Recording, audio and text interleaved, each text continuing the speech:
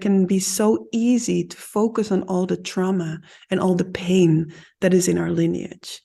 But what if you would take a moment and connect to all the power of overcoming, all the times where your ancestors were struggling and they decided to keep going, to keep walking, to keep staying alive, because it's the reason you are here. Welcome to the Seeing in the Dark podcast, the podcast for new ways of leading and doing business. No more separation between money, power, and leadership, and being a deeply spiritual human being. Seeing in the Dark is about walking paths that have not been walked before and truly making a change in a world in which old ways are crumbling. My name is Nicole Nima Costeres, CEO of a multiple six-figure soul-based business, and here to take you into the mysteries of purpose, power, intuition, and soul-based leadership. May you embody your own unique essence so deeply that your vibration naturally teaches, inspires, and assists others. Let's dive in. Welcome, everyone. This week, I want to dive with you into connection with the ancestors. And I would love to share with you 5 ways to connect to the power of your ancestors. My journey started in 2015 with a connection to my ancestors, because in 2015, I got a severely herniated disc in my lower back. It was so severely herniated that I didn't have any sensation anymore in my right leg, and I lost sensation in my whole hip area. I didn't have power in my leg anymore. I was walking on crutches, and the doctor said, "You need surgery right now." And I said, "I don't want surgery right now," because I've been hearing these really painful stories about surgeries going wrong. So I decided to go on my own healing journey with my lower back and to go on a journey of listening deeply what it is that my lower back, my root and the base of my body are communicating with me. So that was the starting point of me starting to traveling the world, starting to do what I really love doing, starting to build my business, starting to free myself from everything that was holding me back before.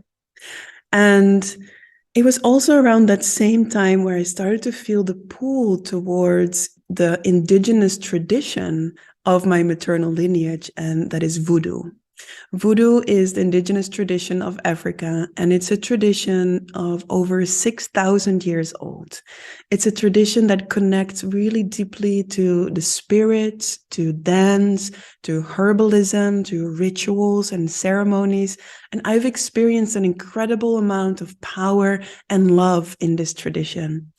And so during the transatlantic slavery times, the tradition of voodoo traveled across the Atlantic Ocean and kind of dispersed itself into all these different sub-forms, so to speak, sub-traditions of voodoo, from candomblé in Brazil to Vinti in Suriname to a lot of different versions across South America. Now, the first way that you can connect to your ancestors is to start asking around in your family. For me, that was the first step, because I just wanted to know, what is that story that lives in my lineage? Like, who am I within the story of my body? Yeah, because at that point, I had done a lot of journeys to discover the I beyond my body. So I did a lot of meditation retreats. I discovered myself like the I beyond the body. And it was the start for me to discover who is the me within this body. Because it is this body and this blood and these bones that are connected to the stories that are within my lineage. Yeah. So I started to ask this family member who was already for a few years diving into the family tree. And he started to sort out where our family was from.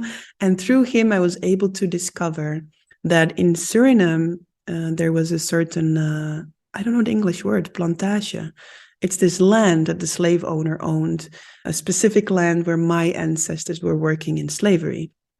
It was also through this cousin of my mother who was this family tree lover. And you can really like try and find your own family tree lover in your family. And if you don't have one, maybe you want to become it, because it's so interesting. He discovered that my great great grandmother was still born in slavery. My great great grandmother was born into slavery. Now, she specifically was set free at birth because her father was the Jewish slave owner and her mother was a slave. And so she was the last one in the family born into slavery and then set free at birth because her father was actually the slave owner. That was something that happened a lot during slavery times. And it was such an impactful moment for me because I realized, wow, this is my great great grandmother. So slavery is not that far away. And as I was like diving deeper into the family tree, I got stuck really quickly because what happened during transatlantic slavery times is that the people, once they left Africa, their names were taken from them. And as soon as they would arrive in the different countries across like South America, Caribbean, and all those places, other places around the world, their slave owners would give them a new name. And so for my family, that was a Dutch name because Suriname was a Dutch colony. And so I got stuck because I couldn't find any information that was going back far enough to discover who my ancestors were in Africa. And so while I was in this own process with my own body, the pain and the numbness at the same time in the base of my body started to show me how my ancestors have been cut from their root. And that's literally what I started to feel in my body. I could feel this dragon of a power laying dormant within my body, but my body not knowing how to reconnect with all this power. And so it created a lot of pain in my body, a lot of pain in my tailbone, a lot of pain in my legs, a lot of pain in my sacrum. And this has been a process of 8 years now, where layers of this pain are unraveling and unraveling layer by layer. So in order for me to discover where are my ancestors before that time, I decided to do a DNA test. I decided to do a DNA test in 2020. And this was exactly right before the moment that I was going together with my partner into a 1-month ayahuasca diet in the Brazilian Amazon with the Yawanawa people. And right, like literally the day before we were boarding on the boat to go into the jungle, I received the results from this DNA test. And the results said that my ancestors were from Nigeria and Sierra Leone. So these were the 2 countries in Africa where my DNA was connected to. And I took this information with me in my 1-month diet in the jungle. Now we were deep in the jungle, like we were like hours on the boat, and the place we were, there were no cars, no airplanes, no like electricity. I was in the jungle. We would have ayahuasca ceremonies every other night. So we did around 17 ceremonies in a time span of 30 days. Really beautiful, deep, deep journey that I can make a whole different episode about. But one of these ceremonies in the jungle, during one of these ayahuasca ceremonies, I met an ancestor of mine that was still living in Africa and that was still connected to her own land and to her own ground. And it was also the ceremony where I realized that this pain in my base was the same pain that all the ancestors were carrying within their base because they were ripped from their own land. And so there was this literal cut from the root of their bodies that was taking place that I could feel in my root of my body. And so from the moment I met this ancestor that was still living in Africa in this ceremony in Brazil, I knew I need to find this land and reconnect my base to it. I knew I need to touch base with this homeland, so to speak. Yeah. So the second way to connect with the power of your ancestors is to connect with their land. And maybe you already live in the country or the land that your ancestors are from. Maybe you've been there and you visited it. But if you've never visited the homeland of your ancestors, I deeply and highly recommend to do so. Because what I decided, as I knew I need to be on this land, I wasn't able to go to Nigeria because Nigeria had been having code red for traveling because there was a lot of violence, a lot of problems, and I just didn't feel safe enough to go to this country and visit there. So through a set of amazing synchronicities that I don't want to spend too much time on today. If you want to know how I ended up in Benin in my first voodoo initiation, I will link the episode below and I will tell you the whole story, because it was an amazing sequence of synchronicities that led me to Benin. I didn't plan that. It was life planning this for me. And so the moment where I was arriving with the airplane in Benin, I was just crying. The moment where I set foot on the land, I was crying. I literally could feel how my body was touching base again with the homeland of my ancestors. I still, until this day, don't know exactly where they were. And I've by now found some more specific DNA tests that I will be doing this year to really also find family in West Africa. And not only that, but also to discover which tribe my lineage is from. But my body knew enough when I touched base with the land of Benin. And one of the things that I discovered in this land was that my ancestors, one of the biggest slave markets in Benin was in Ouidah. It's one of the biggest slave ports of West Africa. So even slaves from Nigeria or other West African countries would be transported to Ouidah, Benin, and leave Africa with the ships from there. So there is a good chance that my ancestors were actually in Benin and in Ouidah. Now, the power of connecting to the country or the land of your ancestors holds that power to reconnect to your ground and your roots, to basically plant your roots back in the ground where they belong and where they came from.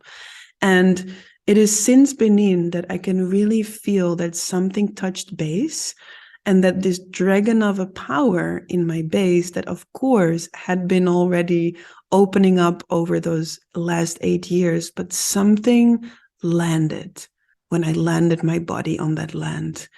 And so this second way to connect to the power of your ancestors and connect to the land and the country that they're from, I feel it's really, really, really important for our healing journeys with that.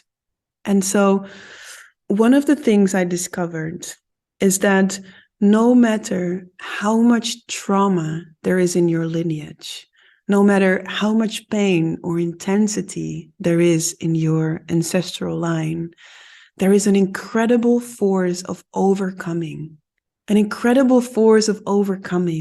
because that's the exact reason why you are here. And why am I sharing that?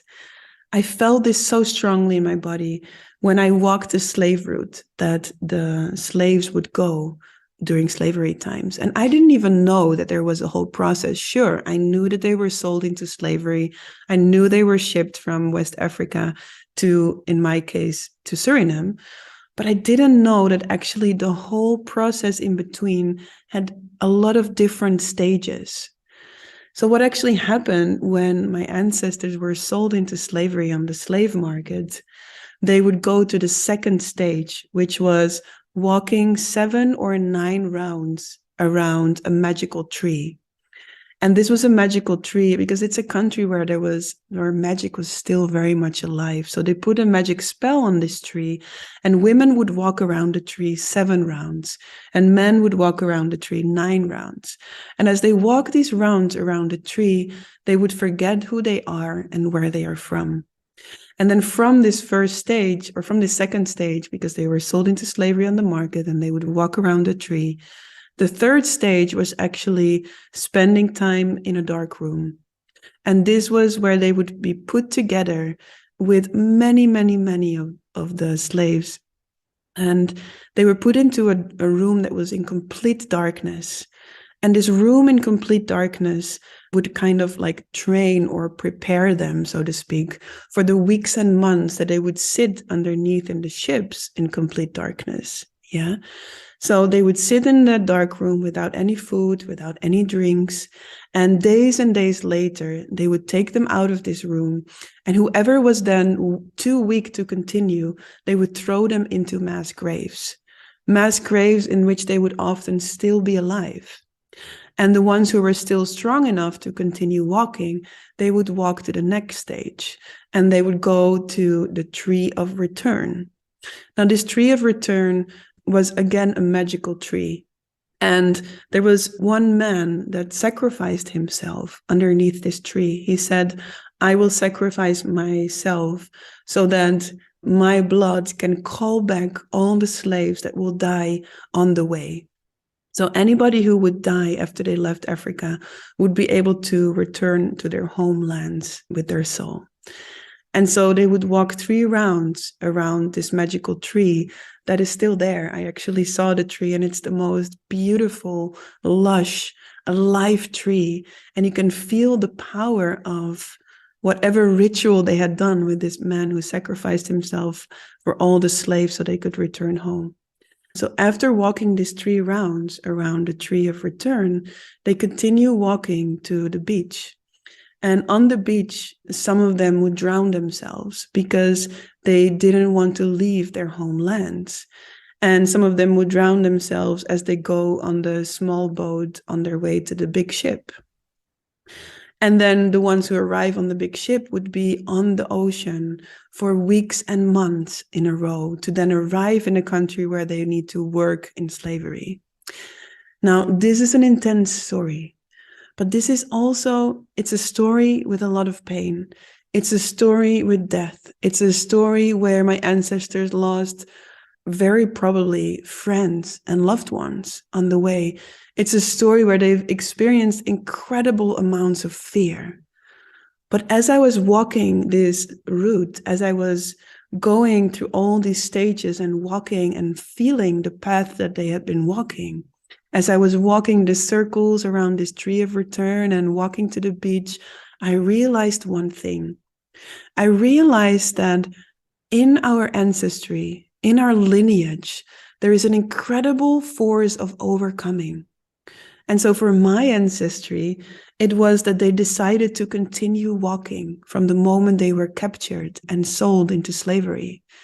It's that they decided to continue walking after the tree of forgetfulness and where they would forget who they are and where they are from. And they decided to continue into these dark rooms where they were being prepared and trained for their time on the ships. And it was when they decided to continue walking where they saw their friends being thrown into these mass graves. They continued walking when they walked around the tree of return so their soul could return home. And they decided to keep going when their friends would drown themselves in the ocean. And the myths say they would turn into mermaids. So they have a very strong mermaid mythology there, the beach of Ouidah, Benin.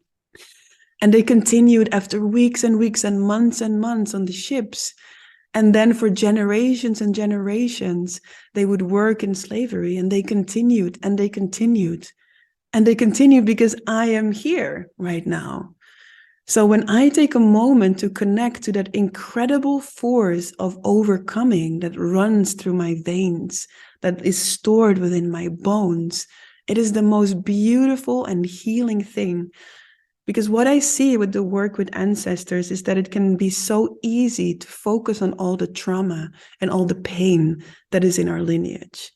But what if you would take a moment and connect to all the power of overcoming? All the times where your ancestors were struggling and they decided to keep going, to keep walking, to keep staying alive, because it's the reason you are here, right? So spiraling back to the 5 ways on how you connect with the power of your ancestors. First one was to ask in your family, discover the stories, see like, what is the story of your family tree? To then connect to the country or the land that your lineage is from, so that you can literally touch base and grow your roots back into the ground that they belong to. The third one is to connect to the traditions that are connected to your lineage.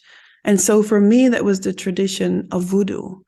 And I just noticed how much power becomes available again when I connected to this tradition. Sure, because the tradition in and of itself is a powerful tradition, but even more so because it's the tradition that runs in my lineage, right? So what is the tradition in your lineage? And for me, because I'm mixed race, I have more than one tradition, and it really suits me also. You can see it also in my studies. I've had many different deep studies with different traditions. So what is your tradition in your lineage? What are the traditions in your lineage?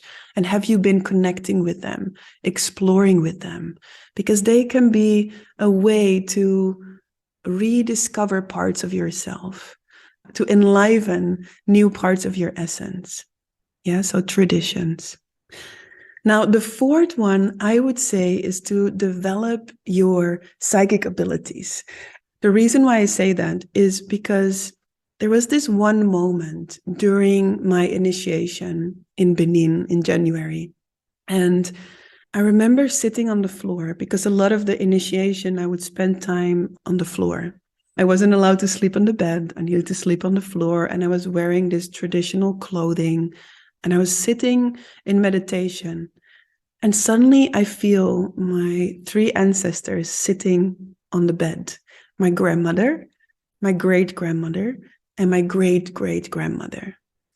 And before that, my teacher had explained to me that in the voodoo tradition, when someone dies, the necklaces that we receive with initiation, they will be passed on to their children and grandchildren. And so the main initiation necklaces they would go take with them into their graves, but all the other necklaces would be passed on to their children and grandchildren. Now, in our lineage, that passing on of the necklaces had been cut, because what happened during slavery times is that slave owners and missionaries wouldn't allow the slaves to practice voodoo. So they had to do it in secret ways to practice their tradition. And so that means that after my great-great-grandmother, the tradition of voodoo in Suriname called Winti was cut. And so my great-grandmother and my grandmother were very strictly Christian. So what happened in that moment in meditation, I opened my eyes and I could psychically see them sit on my bed. And my great-great-grandmother reached out with her hands to me. And when she opened her hands, I saw the necklaces, her voodoo necklaces. And she took a moment to pass her voodoo necklaces on to me. And I was crying for 1 hour because I felt that the lineage of voodoo was again restored in the lineage, in my family. And it was really beautiful to feel my grandmother and my great-grandmother sitting there as well in spirit and feeling them really open. Because when they were alive, they were not so open for traditions like voodoo, but I could feel how they were open to see this restoring happening in our family. So when you develop your psychic abilities and your mediumship, you have an opportunity to directly connect with your ancestors in spirit. So 1, ask in your family. 2, connect with the country or the land. 3, connect to the tradition. 4, develop your psychic abilities. And the 5th one is what I did as soon as I got home, is to build an ancestor altar. Now, I have like around 6 altars or something in the house here, and each altar has its own specific intention. Now, this one ancestor altar that I've been building since my return from Benin holds the pictures of the ancestors that I intentionally want to connect with. So it's ancestors that hold a specific quality or hold a specific curiosity from me, and I would like to get to know them and connect more deeply with them. So I've printed pictures. I have some items from my grandmother's laying on that altar. I have a beautiful candle. It's a simple altar, but every time when I enter into this room, I see them and I feel that the connection is there. So building an altar that represents your ancestry will allow you to keep remembering them. Yeah, so one thing that I also have on my altar there is sometimes a cup of tea for them, or sometimes a glass of water. It's a space where I honor them, where I respect them. So building your ancestor altar can be a beautiful way to deepen the connection with them. Yes. So, of course, there is 1,001 ways to connect to the power of your ancestors. And today I offered you 5 ways. Ask in your family, connect to the land or the country that your ancestors are from, connect to the tradition that runs through your blood and veins, develop your psychic abilities, and build an ancestor altar. Those are the 5 ways that have been incredibly powerful for me.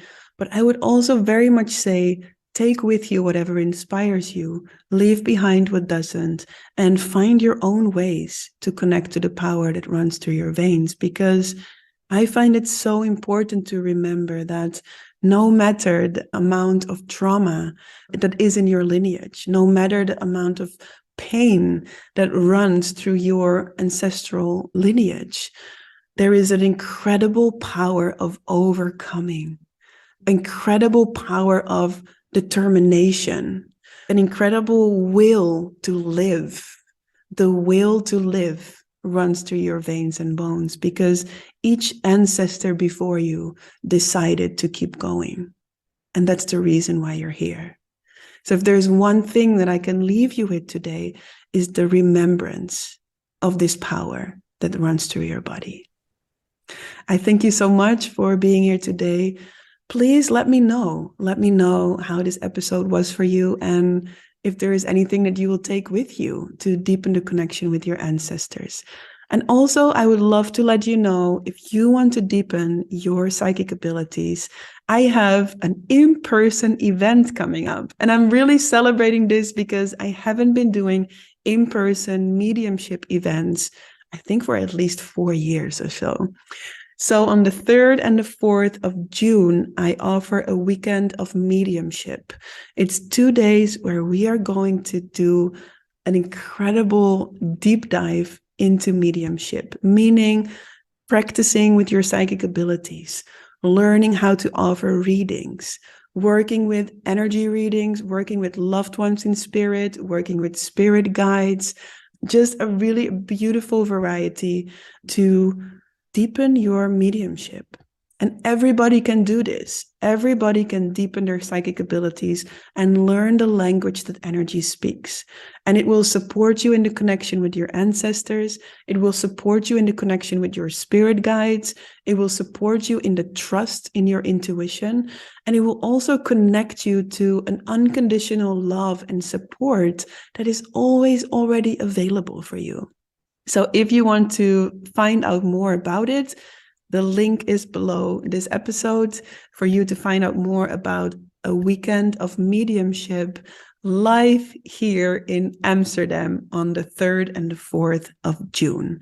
I would love to see you there. If you have any questions about it, feel free to reach out to me, and I will see you again next week. Much love.